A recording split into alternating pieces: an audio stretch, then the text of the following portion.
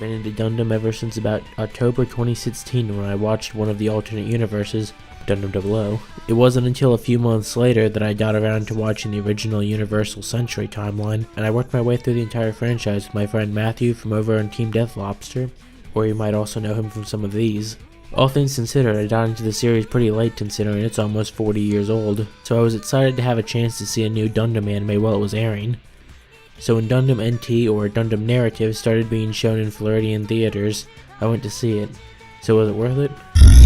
Let me start off by saying that this movie expects you to have a general understanding of the Universal Century universe, but it doesn't require it.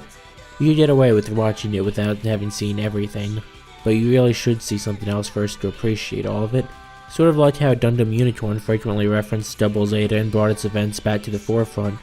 Narrative does the same thing but with Zeta. Events like the Drips conflict are at the center of why everything is happening, and if you're an old Zeta fan coming back to the series, you'll get a lot of nostalgia from it from that reason.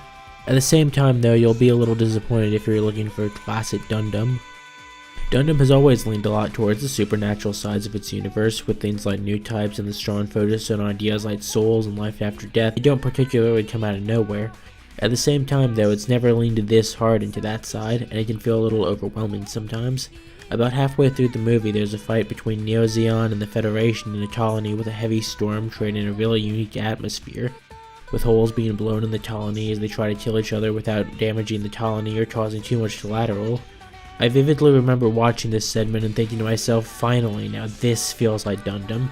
It's the difference between do souls exist and why are we getting so many innocent people killed for this? I enjoy both aspects, but I feel like in general Gundam has a very good balance of supernatural and technological. The main component of a good Gundam anime is realistically portraying war and its effect on people. Narrative leans a little too far on the supernatural side of that still sometimes, which I wouldn't mind if it really wrapped up the storyline, but to be honest it doesn't add a ton to the story. Some of the marketing leading up to Narrative mostly described it as a new chapter in the Universal Century, but it doesn't feel like that. Unicorn felt like the ending of UC. But Narrative feels like just another spin-off to me. Interesting characters and premise, but in the end, if we looked at the other new chapters, it doesn't add much compared to, say, Zeta or Char's counterattack or even Unicorn. It's the most like Double Zeta in that aspect. A part of the story that wraps up important aspects but doesn't particularly add a huge amount. I always saw Char's counterattack as the thematic ending to the Universal Century story, with Unicorn as sort of an epilogue. In that line of thought, Narrative almost feels like the second epilogue more than it does a new chapter. Sort of like I said back in my Anime 2018 retrospective, I found Jonah to be less interesting than Camille or Benager, but I more attribute this to the runtime than the actual development. Don't get me wrong, he wasn't unlikable or poorly written, he just sort of lacked something in his personality and the development that the others had, and a certain returning character felt pretty shoehorned in. If there's a sequel in any capacity, I might change my mind on this, but at the time of this review, there's been nothing. Without spoiling the movie, they bring back an old character after teasing their return for pretty much the entire movie, only to have them basically do nothing and feel sort of shoehorned in, and in the end nothing would be lost if that character wasn't there. If you've come here from 8th Mobile Suit Team or Thunderbolt, or any of the other more realistic Gundam series that focus on character relationships and realistic depictions of war, then you'll probably be a little bit disappointed. This movie is for a very specific crowd. It's for the people interested in Gundam's supernatural elements and the new type mythos. So does it handle those aspects well compared to Zeta and Unicorn? Not particularly, honestly. Don't get me wrong, it's not bad by any means, but compared to its predecessors, it doesn't really feel like it has a lot to say.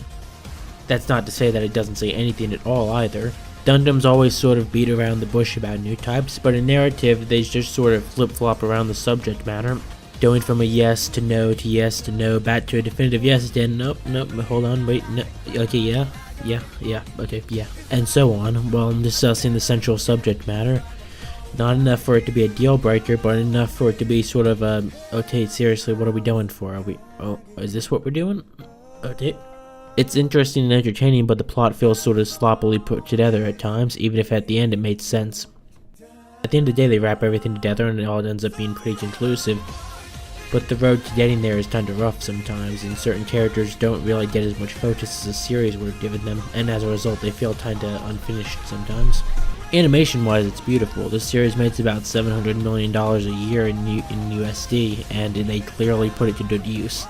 It has some of the most natural uses of CGI I've seen for a while. to the point that it can be hard to differentiate it sometimes. And I say that as someone who's very avidly a fan of hand-drawn animation in mecha. I mean, just look at what I thought of Old Note Zero over there. At its better moments, it's hard to differentiate it, and at its worst, it never becomes distracting to look at. It's as consistent and smooth as you'd expect from a movie version, and the character designs are all very unique and interesting. The music I don't even need to talk about. It's Hiroyuki Sawano. What do you think, he'd just suddenly lose all his talent? The guy's amazing. There's not a single song in the OST that's anything short of great. His music makes even the worst anime tolerable, and that does the same for good anime. So in the end, is Gundam narrative worth watching?